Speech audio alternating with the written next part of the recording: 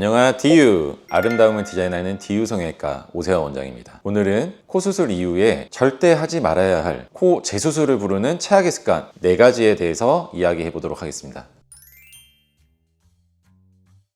코 수술을 한 이후에 코를 통해서 이제 맑은 콧물이 나오시는 분들이 있는데요. 이때 무턱대고 코를 풀거나 아니면 코를 만지는 행위를 하면 절대 안 됩니다. 이럴 때는 흘러나오는 콧물을 가볍게 닦아내는 정도가 필요하고요. 코가 간지러워도 코를 만지지 않고 면봉 같은 걸로 코를 닦아내는 것이 좋겠습니다. 그러면 코 풀고 싶을 때는 어떻게 해야 돼요? 당연히 코를 풀고 싶을 수밖에 없는데요. 직접 코를 푸는 행위는 하지 마시고요. 코가 흘러내릴 때 닦아내는 정도로 좀 유지하시는 게 좋겠습니다. 수술 직후에는 코를 이렇게 잡고 푸는 행위를 하게 되면 코 안에 압력이 올라가면서 멍이 들거나 아니면 피가 나거나 붓기가 생길 수 있기 때문에 피해야 되고요. 코 수술 이후에 코를 강하게 잡게 됐을 때는 코 기둥에 변형이 생길 수가 있습니다. 그렇기 때문에 코를 강하게 푸는 행위를 피하셔야 되고요. 시간이 한참 지난 후 3개월, 4개월 이후에는 코를 가볍게 푸시면 되는데요. 절대로 코를 잡고 비트는 행위는 피하셔야 됩니다. 그래서 꺼즈 또는 휴지를 잡고 양쪽을 편안하게 잡은 상태에서 코만 가볍게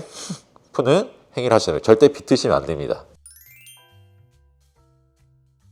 우리가 코 수술 이후에 코가 예쁘게 됐다고 좋아하시면서 코를 만져보고 흔들어보고 눌러도 보고 올려도 보시는 분들이 있는데요. 코가 예쁘다고 해서 절대 만지시면 안 되고요. 궁금하다고 해서도 만지시면 안 됩니다. 특히나 보형물 넣으신 분들은 보형물이 이쪽에 자리 잡고 있기 때문에 이때 만지는 행위를 하시면 보형물이 삐뚤어지는 경우도 있을 수가 있습니다. 그리고 자극이 반복이 되면 염증이나 감염 리스크가 올라가고요. 또 하나 수술 이후에 피지가 많이 생기게 되는데요. 피지를 강하게 짜는 행위는 조금 피하시는 게 좋겠습니다. 우리가 수술 이후에 이렇게 부목을 하게 되는데요. 부목을 함에도 불구하고 코를 강하게 잡고 흔들거나 만지게 되면 문제가 생길 수 있기 때문에 꼭 피하셔야 되고요. 잠버릇이 좀 고약하신 분들은 엎드려 자거나 옆으로 누워 자거나 할 수가 있습니다. 그래서 그런 행위는 조금 조심하시는 게 좋겠습니다.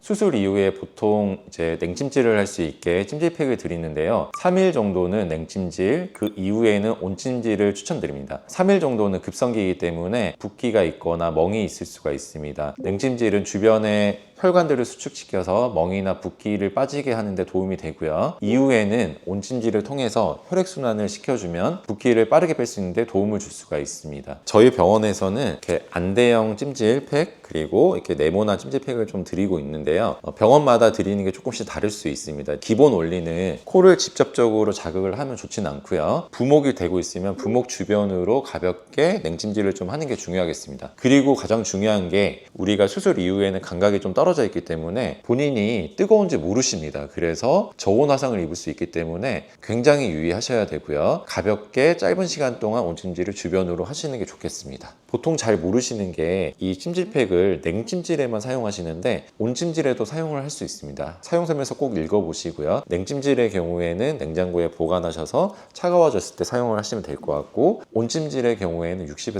70도 뜨거운 물에 담궜다가 따뜻하게 사용하시면 되겠습니다. 그리고 중요한 거는 주무실 때 조금 높은 베개를 사용하거나 상체를 좀 일으켜서 심장의 위치보다 수술 부위를 좀 높게 유지하시는 게 붓기 빼는 데 도움이 되시고요. 낮 시간 동안은 주로 앉아 있거나 서 있는 게 도움이 될 수 있습니다. 그리고 마지막으로 산책을 하시는 게 도움이 많이 됩니다. 이 흡연은 아무리 강조해도 좀 모자르지 않는데요. 일반적으로 많은 분들이 알고 있으면서 지키지 못하는 부분이기도 한 것 같습니다. 흡연 같은 경우에는 니코틴 성분이 혈액순환을 떨어뜨려서 상처 회복을 더디게 하거나 염증이나 감염 리스크를 올릴 수가 있습니다. 특히나 요즘에는 전자담배 피시는 분도 많은데요. 전자담배 안에도 니코틴 성분이 들어있기 때문에 전자담배도 피시면 안 됩니다. 그리고 음주 같은 경우에는 염증 기간을 늘릴 수가 있기 때문에 금연과 금주는 꼭 필수라고 볼 수가 있습니다.